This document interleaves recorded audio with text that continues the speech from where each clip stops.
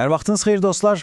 İngilis dilinin ən təməl, amma bəzən ən çox baş ağrıdan mövzularından birini bir dəfəlik həll etməyə hazırsınız. Elə isə gəlin birbaşa mətləbə keçək. Bugün biz present simple, yəni indiki sadə zamanı A-dan Z-yə bütün detallarıyla öyrənəcəyik. Gəlin etiraf edək ki, ingilis dilindəki o qədər zaman forması bəzən adamı çaşdırır. Sanki bir labirintdir.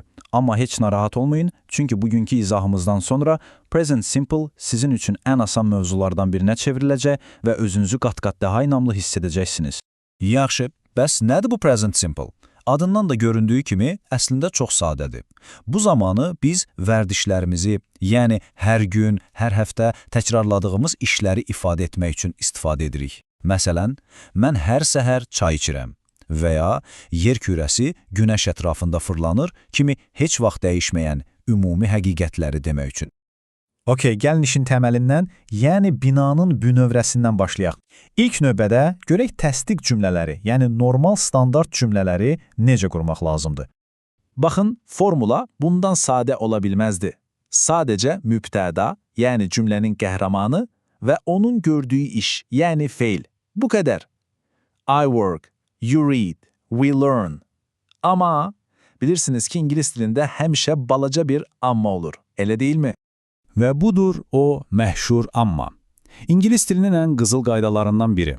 Əgər cümlənin qəhrəmanı he, she və ya itdirsə, yəni o tələbkar üçlükdən biridirsə, o zaman feilin sonuna mütləq bir s şəkilçisi əlavə etməliyik. Yəni, I work, amma she works. They play, amma he plays. Bax, bütün sir bundadır. Yaxşı, bəs bu s-nı necə əlavə edirik? Həmişə eyni olur? Xeyr, amma qaydası çox asandır, heç narahat olmayın. Əgər feiliniz o, ş, ç kimi səslərlə bitirsə, daha rahat tələffüz üçün ona s taxırıq. Məsələn, go olur goes. Əgər feil samit və irik hərfini bitirsə, məsələn, study sözündəki kimi y hərfini atıb yerinə es əlavə edirik. Studies. Bütün digər hallarda isə sadəcə s kifayətdir. Gördünüz, çox asandır.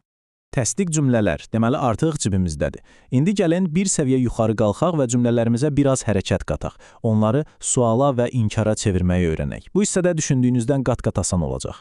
Və bu məqamda səhnəyə iki super qəhrəman daxil olur. Do və does. Bu sözlər cümlənin mənasını dəyişmir. Onların tək işi var.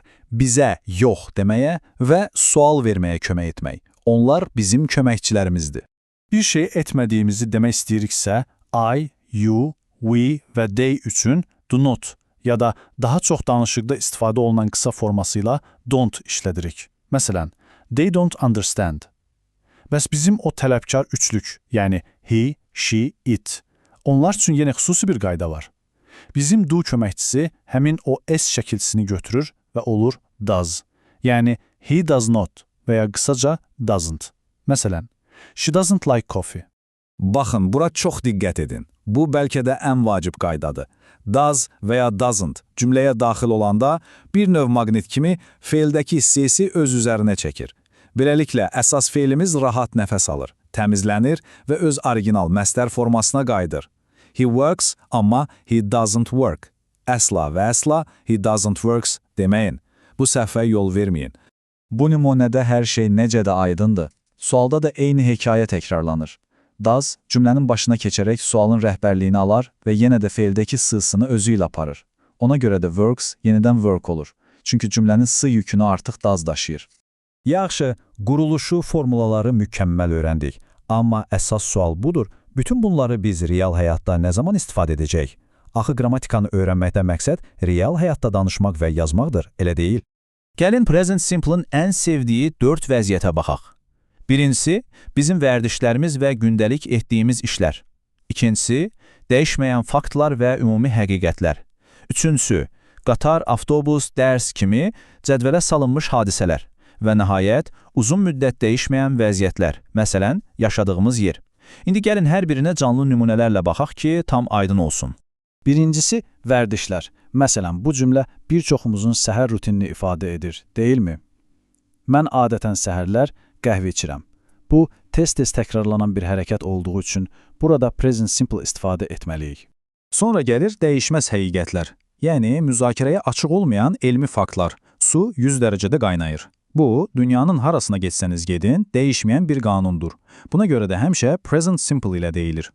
Və gəldik biraz çaşdırıcı ola biləcək məqama, cədvəllər. Deyə bilərsiniz ki, axı qatar gələcəkdə yola düşəcək. Niyə indiki zamanı işlədirik? Çünki bu dəyişməz bir plana, bir cədvələ bağlıdır, sabitdir. Ona görə də ingilis dilində bu cür hallar üçün present simple istifadə olunur.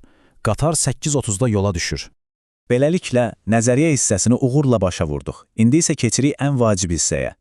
Gəlin öyrənək ki, danışanda və yazanda hansı tələlərə düşməməliyik. Bu səhvləri indi öyrənək ki, gələcəkdə heç vaxt etməyək. Və səhv nömrə 1. Ən klassik səhv. O məşhur s şəkilçisini unutmaq. Yadda saxlayın, he, she, it öz s hədiyyəsini tələb edir. Həmişə. She work yox, she works. Gəldik ikinci ən populyar səhvə. Yadınızdadır? Does maqnit kimidir. O, cümlədə olanda feildəki s-sı özünə çəkir. Buna görə də feildə artıq s qala bilməz. Bir cümlədə iki s olmaz. Düzgün forma he doesn't work.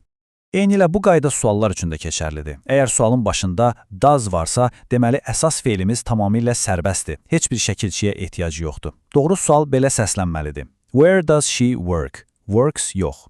Gəlin öyrəndiklərimizi 3 qızıl qayda ilə cəmləyək. 1. He, she, it varsa, feilin sonunda s var. 2. Sual və inkarda köməkçilərimiz do və does'dır. Və 3. Ən vacibi, does varsa, feildə s yoxdur. Bu 3 qaydanı bilsəniz, demək olar ki, heç vaxt səhv etməyəcəksiniz. Əla, artıq present simple-ın bütün əsas sirlərinə bələdsiniz. İndi isə sıra sizdədir. Gəlin görək mövzunu necə mənimsəmisiniz. Rəylər bölməsində ekrandakı bu suala ingiliscə cavab yazın. What do you usually do on weekends? Cavablarınızı səbirsizliklə gözləyəcəm.